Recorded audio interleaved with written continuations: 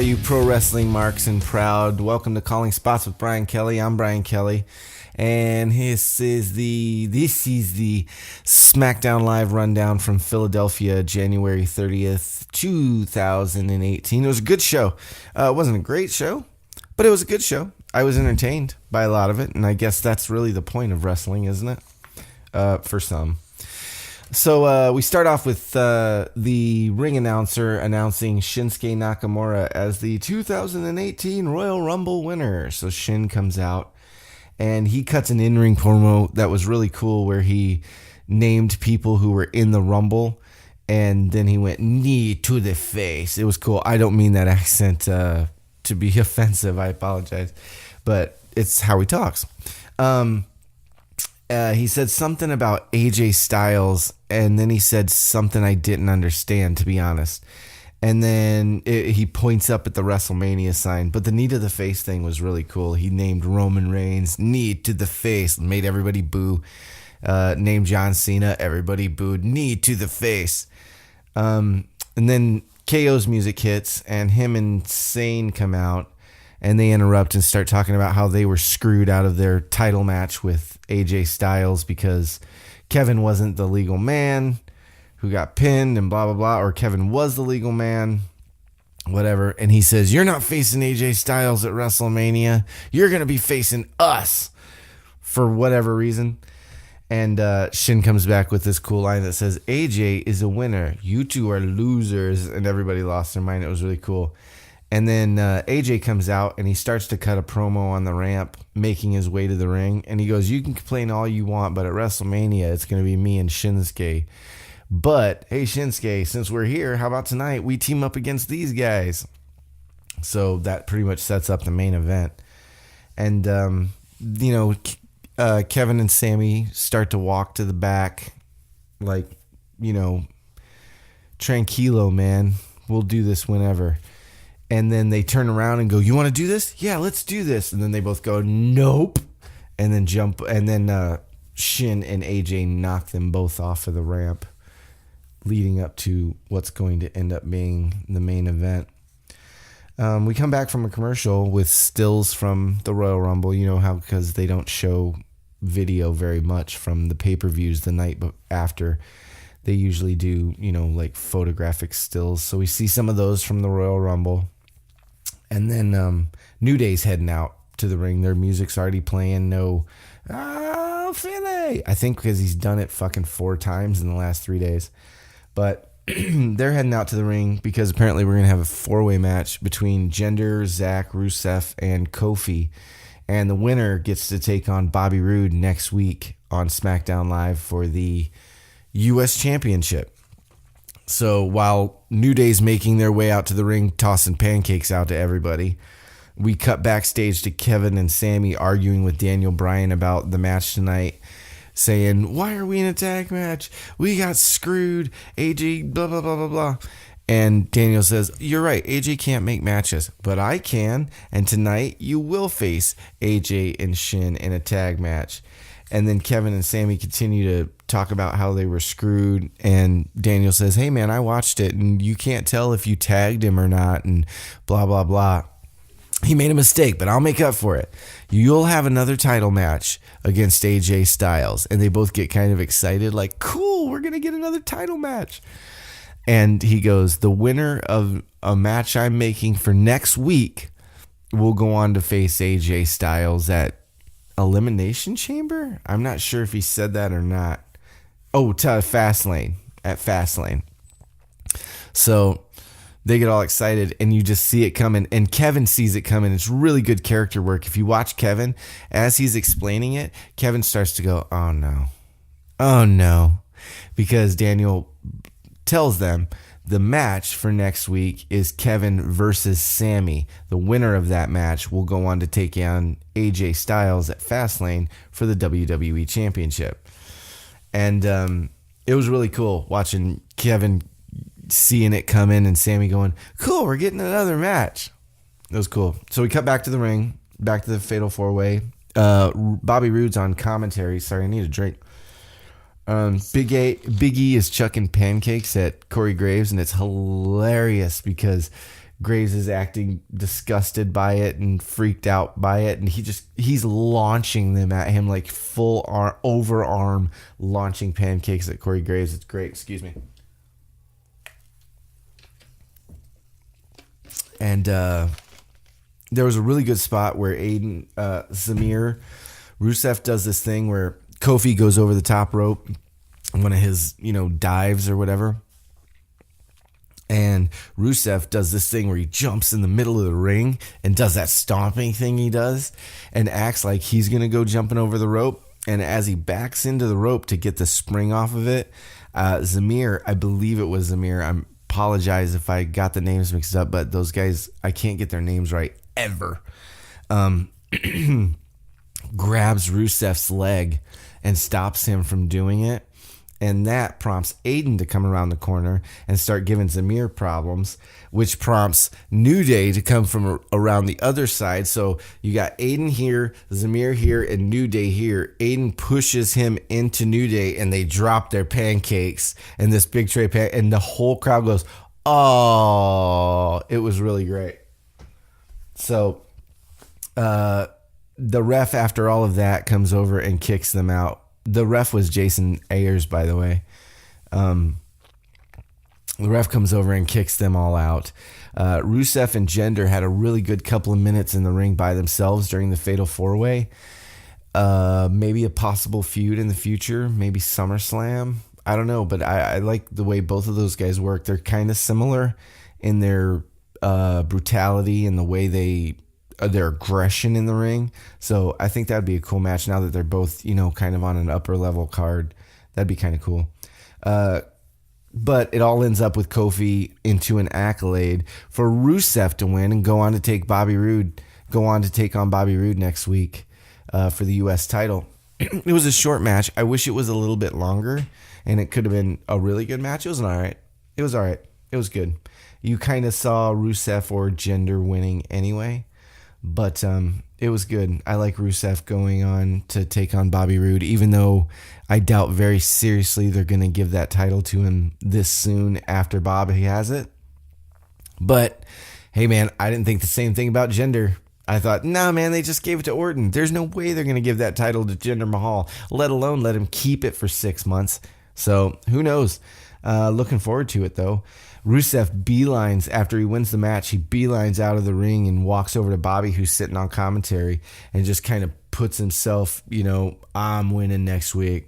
Yeah, that title's coming to me, baby. So that's going to be a really good match. It's probably going to be the main event of next week. The Usos, they're doing a lot more of these. Some of them are cell phone promos, but some of them are almost digital camera. Just kind of, God, I can't remember what that's called. Just kind of freehand walking with people, and it looks different than the usual backstage, camera angles and stuff. And this killer Usos backstage where there's this chain link fence behind them and all this smoke and shit. It honestly, it kind of looked like Impact from a year and a half ago when they were doing more of the, what was that insanity type group in Impact with Rosemary and Crazy Steve and, and Abyss. What was their name? I know all of the people in the group's name, but I can't think of the name of the group. Decay. There you go. It almost looked kind of Decay-ish when they, and they're just walking backstage or wherever the hell they were with a camera following them, and just really cool promo leading into the next segment, which I don't think that's ever happened on WWE TV before, where performers are going, coming up next. And that's exactly what they did. Jimmy and Jey Uso walking out, going, doing their Uso Penitentiary thing. And then they go, coming next. And then that big next graphic came across the screen. They're doing this thing now with those promos too, and I'll mention it a little later, where when people are talking, they're highlighting words and putting it behind them. Like they go, Uso's Penitentiary, and across the screen it'll say Uso Penitentiary, and this kind of graphic and go coming next. And they did it later on too. It was really, really cool. I liked it. I thought it was great. And it got me excited for the next segment, which isn't that the point of television? Whoa, I want to see what those guys are going to do next. So we come back from the commercial and Breezango is backstage with the Ascension, interrupted by Shelton Benjamin, and Chad Gable. And they're like, you guys are an embarrassment. You're a joke, blah, blah, blah. They flip the table and challenge them to a match that night. I like the Breezango stuff. I wish they'd let them win a couple matches because it is a wrestling show. I mean, even let them do a joke match with Ascension or something like that where they don't want to fight each other, but they have to. And just, I'd like to see them win a couple. They did win a couple of weeks ago. I forgot who they beat, but they beat somebody a couple weeks ago, and it was pretty amazing. I can't remember who that was. But anyways, we go back out to the ring, and the Usos come out with their awesome remixed theme music, which is awesome. I said awesome twice. I'm sorry. Dude, it's my second video. I'm doing my best. It's my second pod. I'm doing my best. Can I quote Kurt Angle from Raw? Can you give me just one break? Can you give me just a little bit of a break? The Usos come out and cut a awesome promo, which is all they've been doing lately. We've beaten everyone. Y'all don't remember? Well, let's do a roll call. So then they go through all of the names of the teams that they've beaten over the last year since they started the day one-ish Uso Penitentiary thing. And every time Jimmy says a name, Jay goes, lock down. And these prison cell bars appear on the screen and go, clang. So he goes, New Day, or New Day was the last one, but he goes, New Day. And Jimmy goes, lock down, cling. He goes, Revival, lock down, cling. And all of these teams. It was really, really, really good. We're the best. We don't even care if you're brothers. Now, that, I guess because the Bludgeon Brothers came out, that was for them. But everybody knows, even kayfabe-wise, that those guys aren't really brothers. And he said real brothers. So I think that was a throw at the Bucks. I could be wrong. And I'm not trying to throw shade on anybody or start any shit, because I love all of these guys equally, and I'm sure they're all friends and love each other and all that. And I'm not, but I thought it was just weird that he said, we don't even care if y'all are real brothers, because he could have just said brothers, and then the Bludgeon Brothers come out, and that makes sense. But he said real brothers, and I don't know why he said real brothers. That was weird, and I thought that was kind of a throw to the Bucks. But I guess I was wrong, because then maybe it was, but to soften it, they had the Bludgeon Brothers come out. So Usos say what they got to say, and then they jump. They didn't do the it's not paranoia, which is my favorite line of their promos, is the it's not paranoia. Nah, it's the Usos. I love that. But anyways, they go to leave, and the Bludgeon Brothers come out to take on a couple of jobbers, which I didn't get their names. I apologize to those guys. The referee was, and I can never say this guy's name right, so I'm going to call him Dan Amphibio. I know that's not his name, but he was the ref. His first name is Danilo Amphibio. I don't know how to say your name, brother, but he was the referee. Cool guy. And it was pretty much a squash match. The Bludgeon Brothers did their thing. I don't know if the Bludgeon Brothers thing is going to work. I hope it does, because I like both of those guys a lot. But you've got Akam and Razor, the Authors of Pain, about to break onto the tag scene. And I don't know if they're going to go to SmackDown or Raw. But with those guys and War Machine and these other tag teams, I don't know how those guys are going to penetrate. I'm not sure. But I wish them all the best, and I'm looking forward to seeing them get something other than a squash 3-minute match. I'd like to see those guys go for about 15, 20 minutes and put on a really good match. That'd be cool.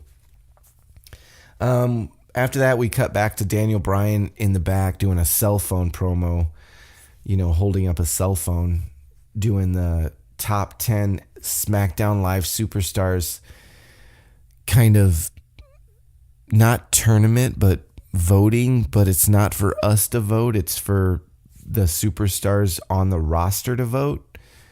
And I guess they're going to do a thing where they have all these qualifiers, and then the people who work on SmackDown Live are going to vote and grade everybody. And then that's going to help Shane and Daniel book matches and stuff, I guess.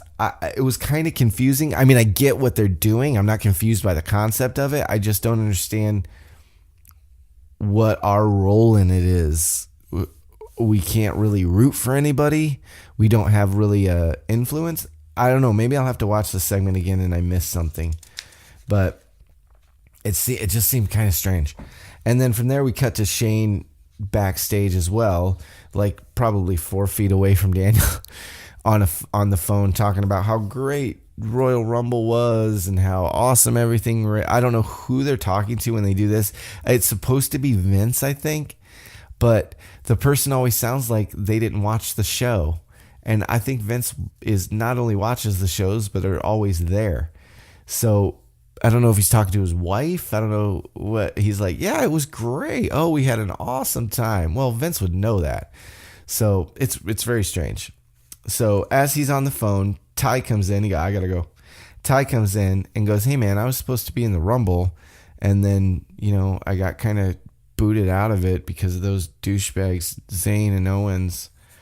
Can you do something about that?" And Baron walks in. I love how Baron starts his promos and his interviews off camera. He does not give a shit about timing. He does not care. He's like, yeah. It just walks into the promo. I love it. I love that guy. I think he's great. And he just kind of ignores Ty and starts talking to Shane about, hey man, why are those guys Sammy and Owens getting another title shot? They don't deserve a title shot. You've lost something. Did you change your name, or are you still a McMahon? And Shane kind of missed a moment there. He could have really kind of gotten a mean look on, but he didn't. He just kind of went, yeah, I'm still a McMahon, like nothing. And Ty starts to interrupt him. And he goes, "Are you still here?" And Ty goes, "Yeah, I'm still here. Unlike your Money in the Bank contract," which was the line of the night. That was boom, zinger. It was great. Shane breaks it up and goes, hey, you guys want to settle this? Go settle it in the ring. So like, fine, we'll settle it in the ring. They stomp off. And then they have a little moment. Baron stomps off, and Shane and Ty have a little moment where they're standing there. And he goes, man, he's a little sensitive. Shane goes, man, he's a little sensitive about that Money in the Bank comment, wasn't he? And Ty goes, truth hurts, Shane. Truth hurts. Awesome. I love Ty. He's great. I hope he gets more. He should be on 205 Live. He should be on 205 Live. That'd be awesome. Yeah. I love it. So from there we go to Charlotte coming out wearing jeans. Great jeans. Awesome jeans. Lovely jeans. And so she's not wrestling apparently. And she's going over to commentary. Oh no, actually she goes into the ring to do an interview with Renee Young. And she says, for the first time in my life, I wished that I wasn't the champion so that I could have been in the Royal Rumble. And when she mentions some of the women's names who were in the Rumble and who, she wanted to interact with, she mentions Ronda Rousey's name and the crowd booed it. I don't know what that's about. I don't know how in 2 days, Philly, you went from cheering her out of the building and popping for her huge to booing her 2 nights later in the same building. But wow, that was pretty strange. But she said, even though I wasn't in the Royal Rumble, I will be the women's champion at WrestleMania. The only question is, who will I be facing at WrestleMania?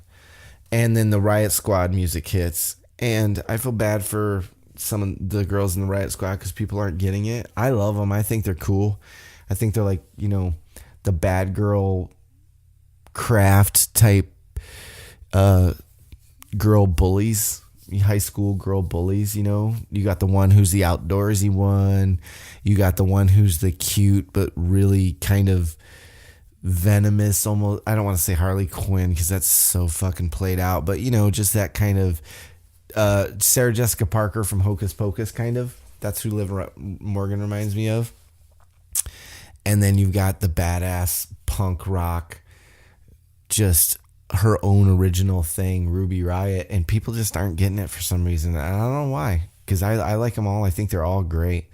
And Ruby comes out and cuts a really good promo about how you're just an imitation of your father. I'm an original. There's nobody like me, and everybody knows. And she's right. And she, to a degree, of course, kayfabe is right about Charlotte. And how, she wears her dad's robes and she uses a lot of his moves and she woos all the time. So as Ruby's doing her promo, the Riot Squad are making their way to the ring, slowly walking up to the ring. And they all just kind of get in there and figure out a way, and they jump Charlotte. So Charlotte finally gets them all off and clears the ring, takes her jacket off, kicks the mic out of the ring and goes, "Come on." And they all come back around and gang up on her again and finally get the better of her and just destroy Charlotte. Ruby gives her one of those, drop-in kicks that she does. It was cool. And as the Riot Squad is leaving and celebrating, Charlotte's laid out in the ring. Mella's music hits, and Mella comes running out with a referee and her Money in the Bank briefcase, like she's going to cash in for her championship opportunity. So they get in the ring, and Charlotte's laid out on the floor. Mella gives the briefcase to the referee and goes, "Go, go, go, hurry, hurry." And the ref is leaning through the top and the middle rope, talking to the ring announcer, going, "I guess Charlotte's going to do it." And he's, they're kind of taking their time talking about it. And Charlotte starts to stir and starts to get up and starts to sit up. And as she starts to sit up, Mella goes to drop kick her in the face. And Charlotte moves out of the way and she drop kicks the referee out of the ring onto her briefcase and knocks him out. So Mella's like, "What the hell?" She's like, "Get up, get up. What are you doing? What are you doing? Get up, get up." As that's happening, Charlotte's starting to stir and starting to get her bearings and starting to get up. So Carmella ducks under the rope, grabs her Money in the Bank briefcase. That's hard to say. And goes, "Nope, not today. Nope. I don't think so. Not today. Not today." And just walks off. It was great. It was a really good segment.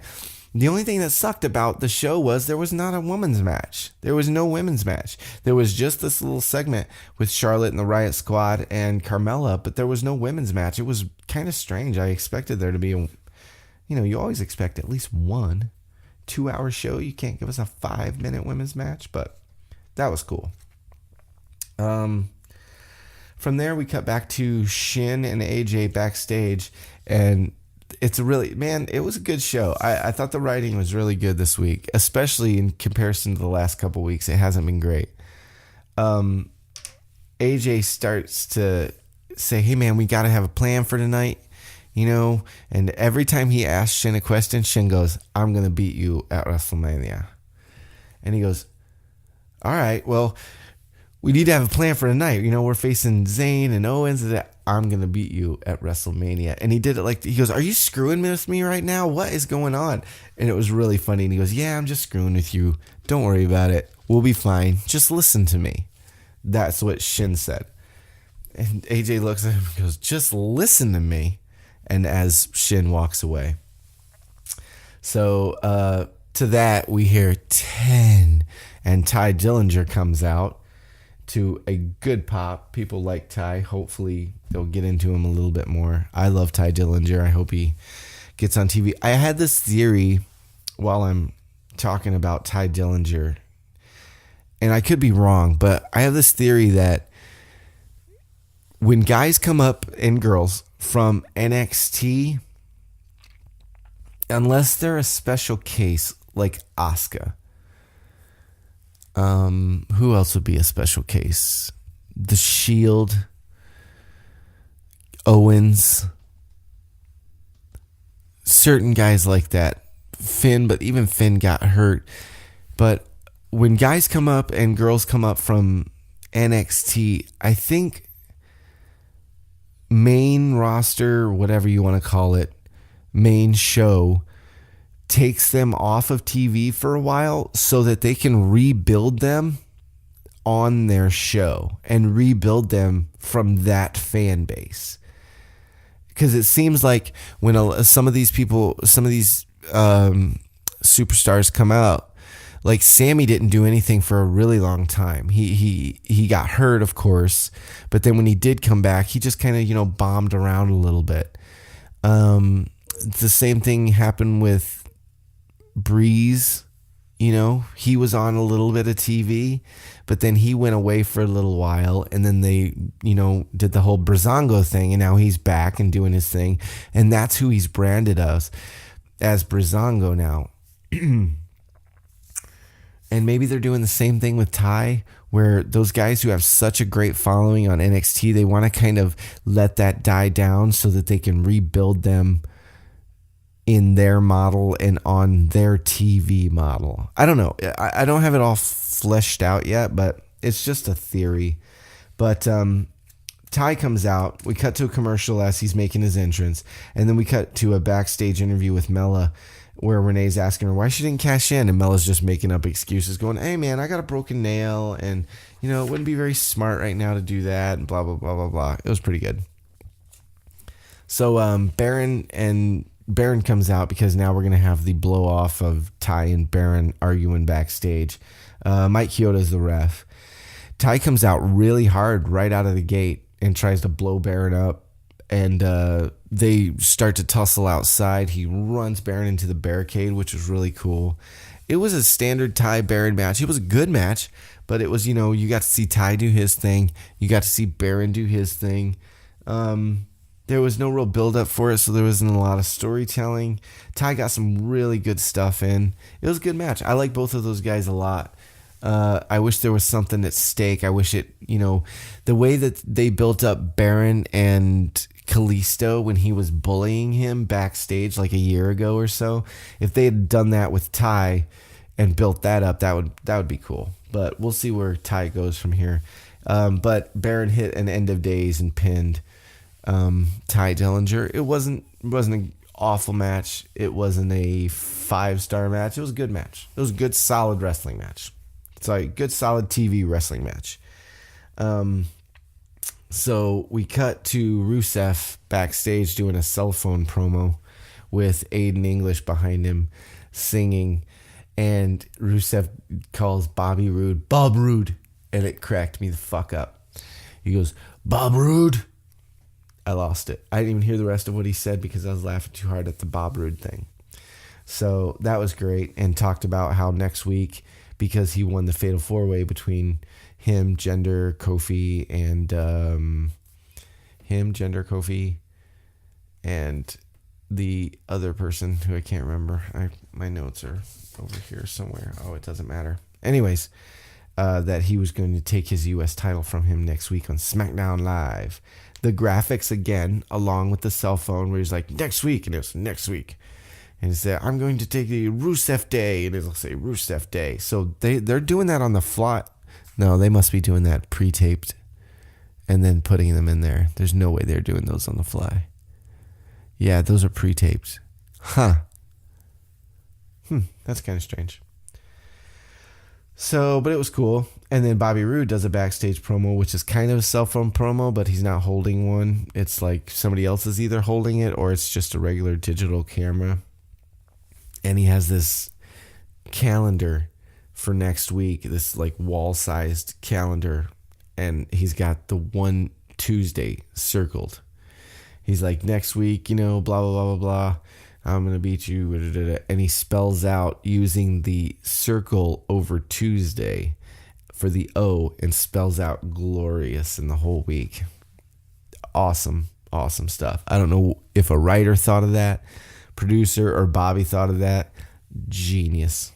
Really cool. Never saw it coming. We cut to Sammy and Kevin in the locker room, and they're just sitting there going, oh man, we got to fight these guys tonight, and then we got to fight each other next week.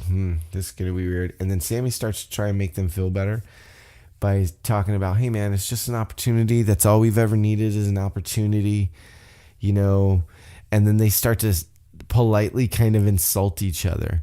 Like, you know, he goes, yeah, and, you know, hopefully we won't blow this opportunity like, you know, you getting pinned by AJ at Royal Rumble. And then Kevin goes, yeah. Or you won't fail like, you know, getting tossed out of the Rumble after 5 minutes. Yeah. And they just kind of insult each other for a second, but kind of politely.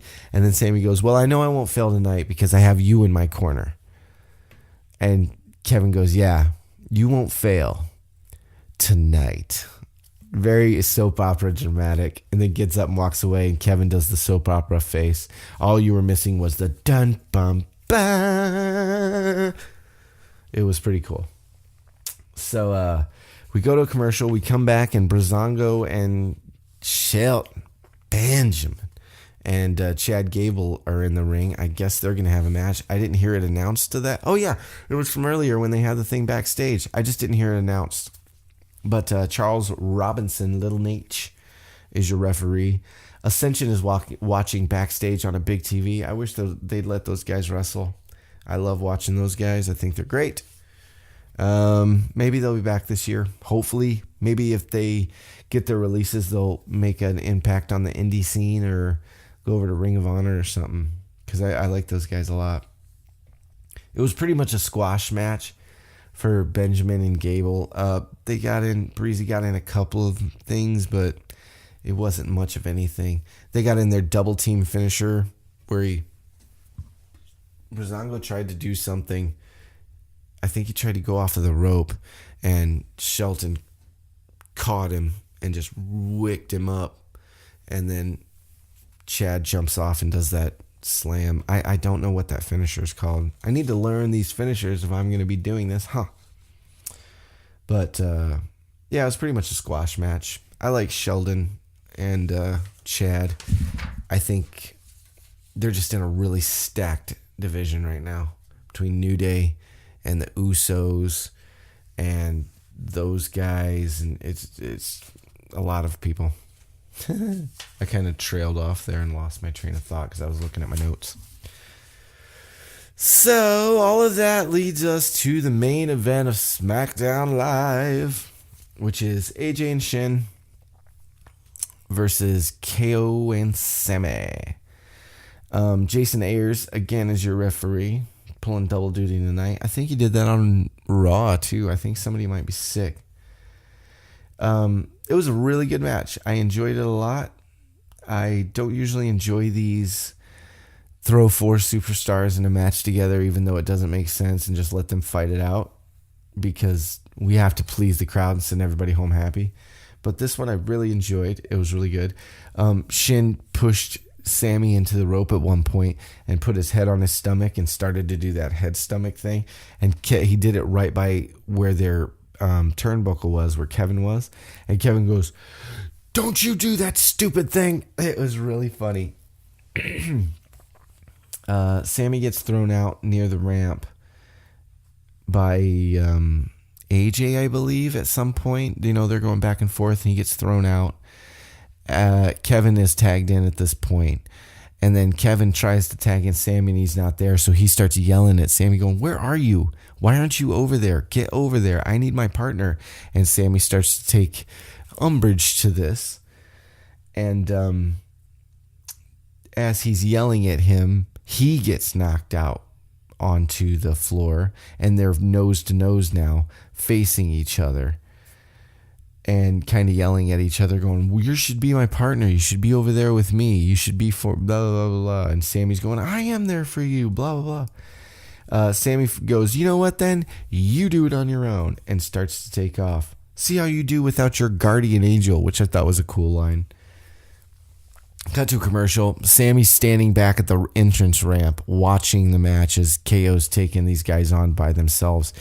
AJ hits I forgot what it was, but I think it was a running knee or something. Hits a knee and goes to pin Kevin. And Sammy suddenly runs into the ring and breaks up the pin. So I guess he's back in the match now. Sammy tags him back in, and they start. Sammy. Oh yeah. So Sammy gets tagged in, and he got AJ in a headlock or in some kind of rest hold. And as he's got him in that, Kevin's yelling, "Tag me in! Tag me in!" And Sammy's going, "No, I got it. No, I'm fine. I got it." Kevin's like, "Come on, tag me in." Sammy looks and goes, "Fine." He tags him in and goes, "He's all yours." It was really funny. Kevin gets a knee to the face after a little while. And Sammy takes off again. Kevin gets knocked into him, and then Sammy takes off. That's right. I forgot how it worked out. But anyways, sorry to be so, convoluted here, but my notes are kind of jumbled. Oh, that's right. That's right. Kevin starts screaming, "Tag me in." Sorry about it. Just forget all of that. Kevin starts screaming, "Tag me in, tag me in." Sammy goes, "Fine. You want in, you're in." And he slaps him in, which Kevin kind of takes umbrage to. He gets into the ring and starts working on AJ. And then Sammy starts going, "Tag me in, tag me in." So Kevin comes over and chops him across the chest to tag him in. So then they start chopping each other across the chest to tag each other in and out of the ring. And as they're standing there, Sammy's standing on the apron. He's going, "Really? Really?" Kevin gets knocked into him and knocks him off of the apron, which Sammy thinks Kevin does on purpose, and goes, "You know what? Fine. They're all yours. I'm out." And this time, Sammy does take off. Kevin gets a Kinshasa to the face for the pin. AJ and Shinsuke are your winners. Sammy backstage watching Kevin get pinned and Kinshasa is interviewed by Renee and says, "This isn't about friendship. This is about an opportunity. And next week, I'm going to be the man to beat Kevin Owens. And then I'm going to be the man to beat AJ Styles and become the next WWE champion." And then there's an in-ring shot of AJ and Shin celebrating their victory. And that's the end of SmackDown Live from Philadelphia. Finally, we're going to get out of Philly. Jesus. 4 days of Philly, man. They were getting tired. You can sense it. I'm making shit up in my head, but I feel like once a crowd's been through an NXT, some pay-per-view, a Raw, and a SmackDown, by that end of that SmackDown, they're fucking done. And they want to go home. I watched 205 Live too. I might do a 205 Live show, in the coming months. I'm not sure. We'll see if I get any subscribers or any likes. But the people were bored watching. I was watching 205 Live, and people were. It was the mixed match challenge, which was really good. People were chanting Rusev Day. For no reason. No Lana, no Aiden, no Rusev. They're watching Braun, and I swear I thought I saw Braun turn to the crowd and tell him to stop chanting that shit, because they did. Watch it back. They start chanting Rusev Day, and then watch Braun. I swear Braun turns to the crowd and tells them to shut up or tells them to stop chanting or something, and they did. It was weird. It was pretty cool, but it was weird. So I think Philly was done. I haven't watched all of 205 Live yet. Congratulations to Rockstar Spud. He'll always be Rockstar Spud to me, even if he is Derek Masterson or something. I don't remember the last name, but he's Rockstar Spud. It's just it. Ricochet's Ricochet. Rockstar Spud is Rockstar Spud, and I love him. And I really hope he does great things on 205 Live. I'm looking forward to watching it.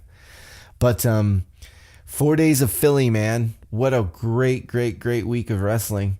I had a wonderful time. I hope you had a wonderful time. Be sure to like, share, and subscribe. You can follow me on Twitter at Calling Spots Pod. You can get on Facebook at Calling Spots Podcast or on Instagram at Calling Spots Podcast. All of the links will be in the description below for all the social media. Please like, share, and subscribe. Leave comments in the comment section below. And I will see you guys tomorrow for NXT, which will be a lot of matches from the TakeOver. They were just, not showing at the TakeOver. They're dark matches, but not dark matches. They're pre-taped matches that they're going to show probably for the next 2 weeks. But I'm looking forward to it. So TM61's supposed to wrestle, or did wrestle, and I'm supposed to watch it tonight, so that'll be awesome. So I'll see you guys tomorrow for NXT. Peace.